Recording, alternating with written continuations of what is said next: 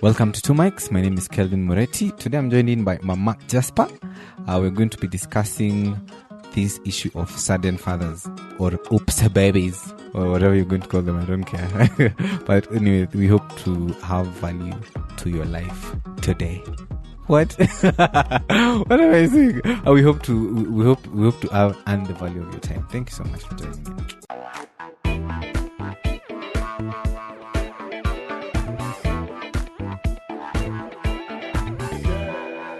How are you, my sir? Yeah, Mark Jasper. Mbona kuita my sir? Yeah. It's because I'm your sir. How have you been, Bana? I'm your leader. It's been a long time since you were invited and you never showed up. I've been meaning to come. Mm-hmm. Yeah, but engagement, running industries is not easy, man. Running industries, okay. Okay, yeah. Okay, you're not running industries, you're mostly running your family. Yeah. How has that been? How has it been? So, but it's okay. It's been great. I can say at the end of the day. Yeah. So actually, one of the things that I wanted maybe you to come and talk to us about is the fact that you found yourself in a place where you suddenly became a father. Like out of the blue, you were thrown onto the deep end. Yeah. How was that like for you? Yeah, And maybe you could take us through that process where you found out that it was going to happen and how that period was like for you. Yeah, so Mary came and told me, you're having a child, Yeah, so anyway, so I felt like Joseph, So yeah, it was when I first heard, and I think quickly processed it, because she told me it was nice, so I had to go to see for myself. Yeah, so in the journey there, I thought a lot about everything, how it's going to change life, and so I processed it all, and it so we made it eventually. But I can imagine one would be very scared. Yeah. There's a lot of one would get scared. There's a lot of emotional pressure that comes with the entire, that information. It's not small information. A child is very permanent. Yeah. Everything changes, even how everything changes, even your friends, how they view you, and your family, even church. I was a church person, still but that's a different discussion. Yeah, but being an active person in the church, and everyone knowing me in the way they knew me, it was scary also. I think it made it even a bit harder than it could have been, because there was the pressure of disappointing some people, and the shock that people would have. Yeah, so but I processed it quickly and decided it was going to be what it was going to be, and I moved on to it quickly. And yeah, because I can imagine now that you've brought up the issue of the church, there is a certain expectation that being an active member of the church, being a good Christian boy, brought up with Christian values, there are certain things that people expect of you, right? There's an image that we have calculated, and we have designed that Mark, that Moretti needs to live up to. And the moment that is not lived up to, there are certain consequences that come. Yeah. How was that like? How was your experience around that? It was, you see, I thank God that for me, the journey was always my own. So even then, as I received measures of love and support from different people, but I feel like the heartbreaking thing, or the thing that I would have wished would have been different was, you see, the response from, you see, I can say my unbeliever friends responded better than my believer friends. Oh, really? Because you see, with news like that, there's the church, there's a way the church approaches it, and like the concern is more about the status quo, and more than it is, and people can feel that, you see.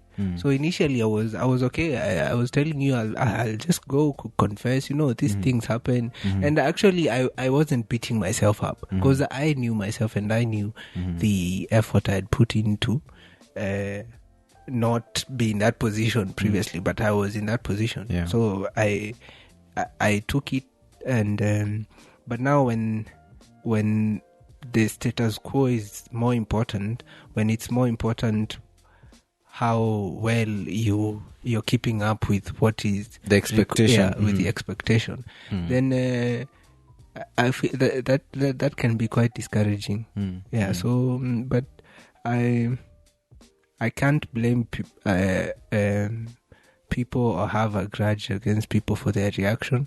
I understand from even culture or from different backgrounds, even you're brought up, how you brought up. You find you start looking down upon these things, and when they happen, you can easily get carried away by that. You see, and forgetting the realness that you have with the person, or the realness of the person. So I thank God that my close circle and my day ones were very supportive with me, and so I just wish the church would react better, and that's the time to love more intentionally, and embrace the person that is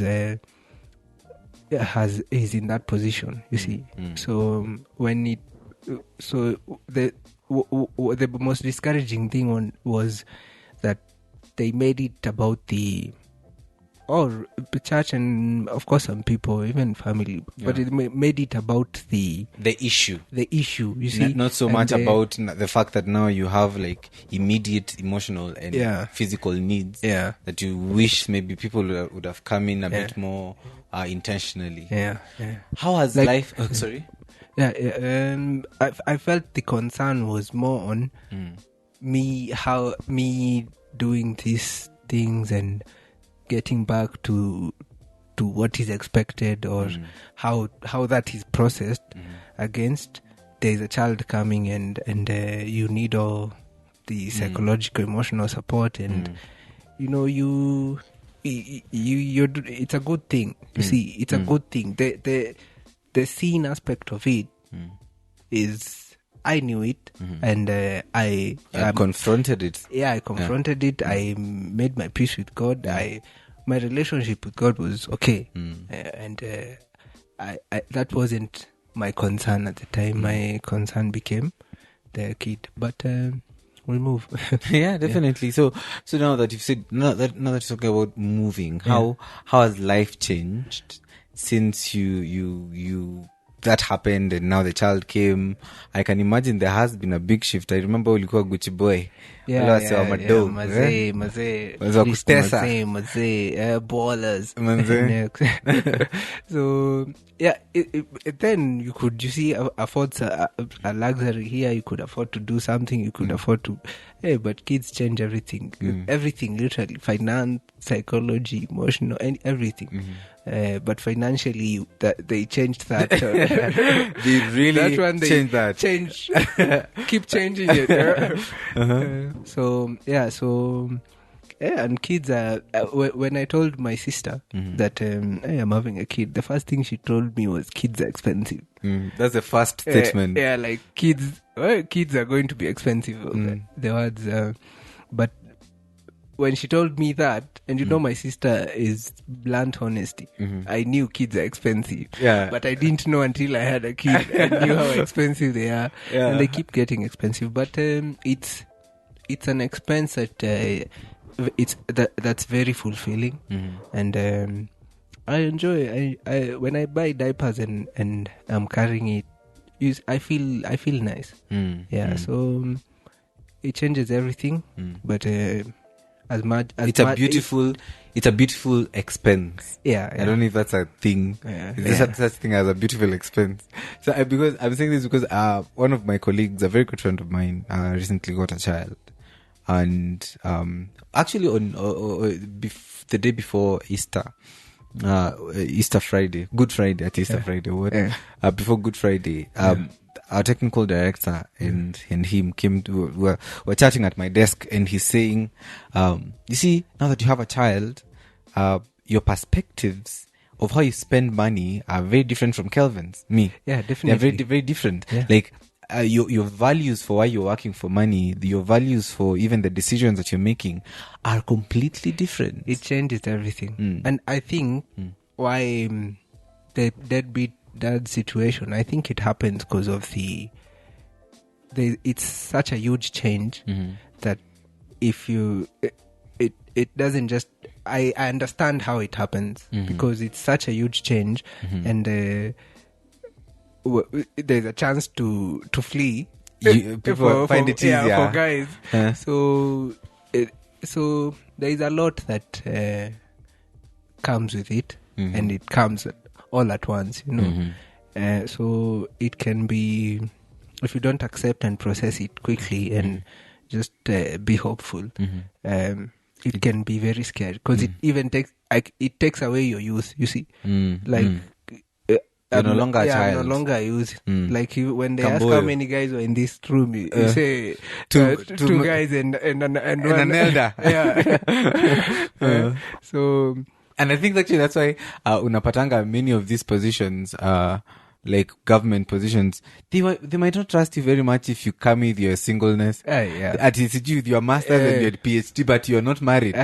Mutunga had a lot of, like issues. The fact that he wants to be the Chief Justice and people don't trust you. Like, why? What's going on with you? So I can imagine it's a whole different maturity journey. How has that been like for you? How, like being in a position where you have to nurture a life, where you have to educate a life and teach them how to live, and it's already complicated living already, man. But now you have to do your living and also teach this young one. How has that been like? I think especially in this age of like given like technology. So how has that been like? I think the good thing is I was born mature. I've always been mature. Anyway, but it's tough. You can't deny it. And I feel like the letting go of your things you could enjoy or do when you were younger. We used to have so many plots. We used to have so many things to do. Lunches, so many random things, sometimes useless things. You see, so it's not easy because you enjoyed those things, you see, but you can't do them anymore. So, and also, but I think also there comes with a fear, because I think every parent has a fear, like with everything that happens to you hear stories of kids getting harmed, you fear. You see, you there's that anxiety of you're thinking, you're just going to work and thinking 15 years down the line, will you be fighting? Will you? There's those fears of wanting to produce or wanting her to be the best version, and hearing all these things that happen around can make you anxious. But I don't know yet if I'll raise her to be a mature person, and so I think I can answer the question. A few years down the line. When I'm way older. There's a certain data some economists came up with, and they were saying it's in this book called Freakonomics. It's a beautiful book. I would recommend you to read it. So they said that parents are not as influential in the outcome of their children as they like to believe, because you find that a parent that has done everything that they can, and the child ending up like completely bananas, because they were saying it's a factor of many aspects, how a child ends up, like the community where they're living in, other children that they interact with, the schools where they go, all these things. So what do you think of that? How do you process that kind of? I actually think I agree on the. I think there's a lot of in truth there's a lot of God doing and less of the parent, but of course the parent has to put in some effort. So but for the fundamentals I think it counts, because like a child knowing they're loved and knowing they are supported, knowing they're heard back at home, I think can influence fundamentally. So, but once you set the basics, of course they're going to go get bullied, go interact with people. Those are where they form their own emotional cues and every. So you can just hope that you can just give them the best environment and hope they turn out to be great. And that's why I think there's no one who prays for their kids more than the parents. Because there's so much that you can't control. I remember, and you worry about it, but you can't control. I'm just laughing because I remember there's a time where my mom was giving me a story of how when I was growing up, and there was this village bully who kept bullying me all the time. All the time the bully is on my case. So my mom and dad, one day they hear me coming screaming that the bully is running after me. And my mom and dad made the difficult decision to lock the door for me to teach myself to fight this bully, face my fears. It didn't go as they expected. The bully beat me to a pulp. They had to go talk to the mother, to the bully's mom.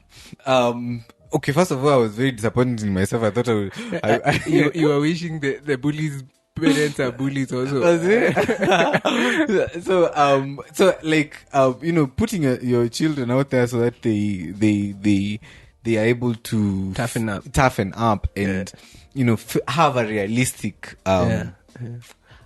approach and view of what life is like. Chris Rock actually says he will do it himself, like bully them before they go out there, so that they know that life is hard. Yeah, no one thinks you're special, but this door. So, I remember. I think you were saying that the people might think because you're Chris Rock's son, that's the only special thing about you. Yeah. And I won't always be here. So, like, you need to be able to be. Yeah. So, let me ask you another question. The wife support. Yeah. Because we usually hear all these horror stories of men who've done everything by the book and then the falling out with the wife wrought economic disaster to their finances because the government will always side with the wife. So what is your view on that? Because I've had very many cases of men who've done everything they can, but the moment things don't work out, or you have a child with a quote unquote wrong person, this person is able to milk you dry from the government's point of view. How integral is a support system from also your partner?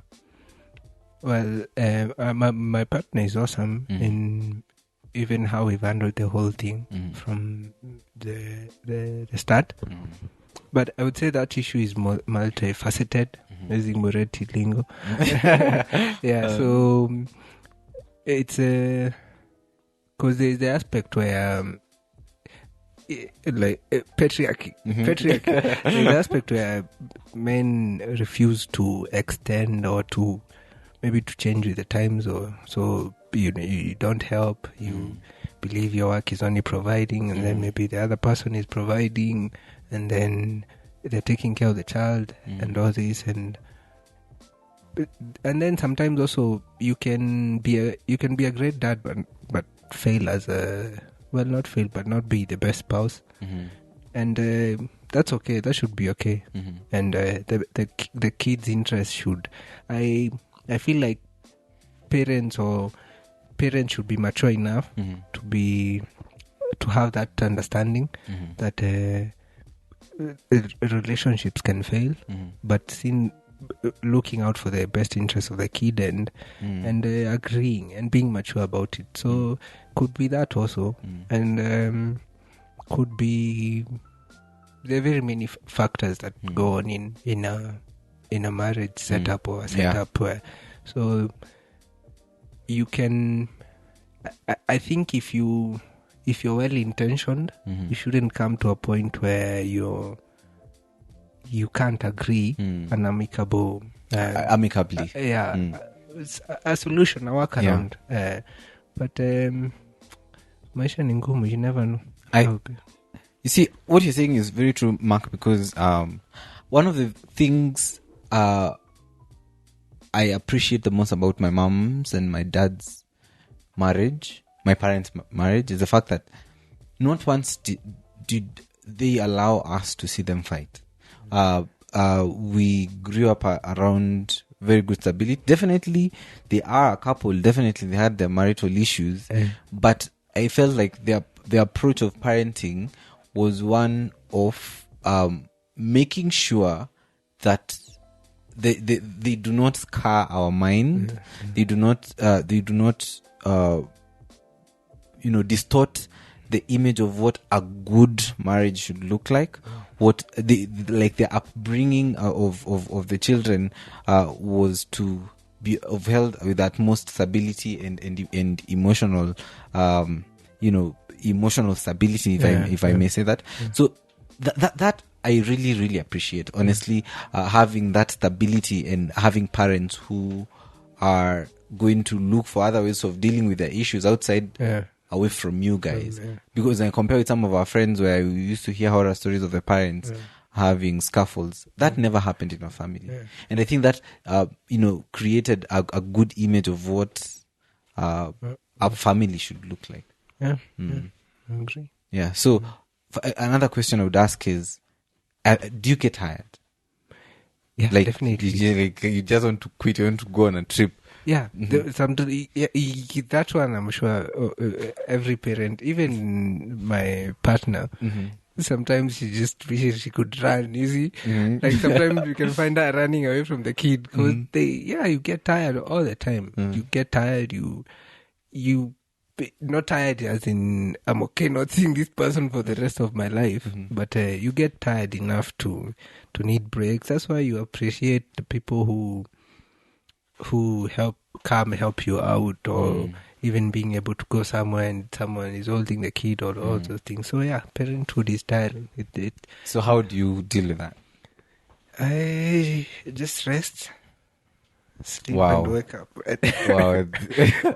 That's how you deal with any tiredness. Wow, already. man, You rest. so smart. Yeah. Okay, very novel. Try it. But anyway, so Kabingu in a previous episode did mentioned that aspect of first knowing your partner before you get married. Obviously, I don't necessarily agree with that. I am of the opinion that peekaboo. You find out when when it's too late. Well, that's why you should. Then that's why we find now kids having to be raised with them, but having to be raised on a co-parenting arrangement. But so the question is about living. Yeah, like knowing your partner before you. Yes, before you can. So that means living with them. Before you can marry them. Obviously, I don't believe in that. What's the Pastor exact Ken? question? Pastor Ken, I'm just saying this so that it's clear. So the question is, one, getting married and now starting to live with your partner. So the first time you're living them, you're married and you're committed, or just getting to know someone while living with them and starting a family. Because I feel like many families right now in the current generation are starting out with oops, so to call oops babies. Just living, just starting the relationship, living together, and then formalizing it later. Formalizing. Well, I do appreciate both sides, both approaches, and I feel like even for, like in my case, even as I went in from day one, my mind was to have this person as my wife. My approach was, this is my wife, you see. Like all those other things are formalities, but this is my wife. So because anyone, if you go in with a mentality of let us see if we can live together, there is a risk of everyone is annoying, or everyone has their bad side. So you could easily, you will see that. So are you going to walk away from the whole thing? Because that will be there. So I don't see it as a ideal approach, because also a lot of situations happening today are happening like that, and they're not ending well. So I think the marrying is more intentional, but it's also, it has its questions, because now you marry someone and then you find out completely they snore very loudly. Yeah. Okay. It's okay, you can sleep in the other room. But I feel like in both scenarios require an intentional. I think the intentionality is the most important part of deciding whether to do it or not. The advantage of marriage is it helps protect a lot of things. You don't get kids in a setup that's not stable. Well, you've gotten a kid and then the guy says or someone says they were not ready to do this, so you find you're a single parent. But married, you're more or less guaranteed. You're not your alone. person. Okay. So that saves you a lot of headache also. And then marriage allows people to come in and join your thing, contribute to your thing, support you. This other one, people just come on board on the I had Mark got someone actually was telling me they thought I had a kid with someone else. So they know you have a child. The concern is they know I have Mark has a child. Yeah. So but with whom? Maybe they sent M-Pesa to that guy, to that person, and so it's the marriage construct of it is there is some wisdom towards it, but also this other, I there's no template to these things. It's just luck and no luck. You see, what I'm getting from him is from me is that commitment is very, very central. Yeah. And commitment in the sense that you decide that regardless of whatever, I'm going to stick with this person. I'm going to ride it out with this person.